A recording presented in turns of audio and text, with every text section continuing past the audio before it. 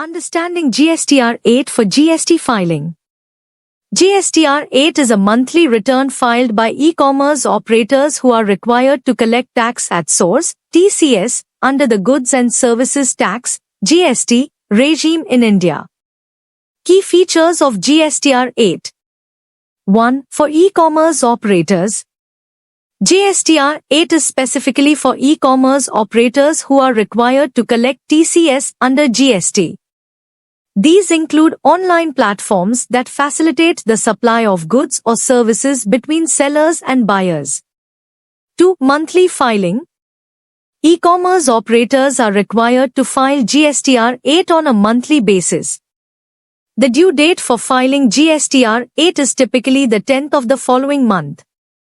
3. Details of TCS collected. GSTR 8 requires e-commerce operators to provide details of TCS collected from sellers for goods or services supplied through their platform. 4. Supplier-wise details. E-commerce operators must furnish supplier-wise details of TCS collected, including the GSTN of the supplier, invoice details, and the amount of TCS collected. 5. Details of TCS liability. GSTR 8 also requires e-commerce operators to declare the total amount of TCS liability for the month. 6. Verification and declaration. E-commerce operators verify the correctness of the details provided in GSTR 8 and make a declaration regarding the accuracy of the information furnished. Key sections in GSTR 8. Part A. Basic details such as GSTN, legal name, and trade name, if any, of the e-commerce operator. Part B. Details of TCS collected, including supplier-wise details such as invoice number, date, and amount of TCS collected. Part C. Details of TCS liability for the month.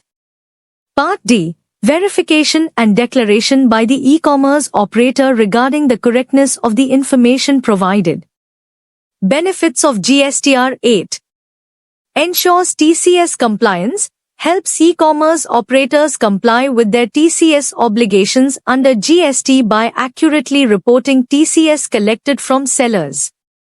Transparency and accountability. Promotes transparency and accountability in the TCS process by providing a mechanism for reporting and verification of TCS collections.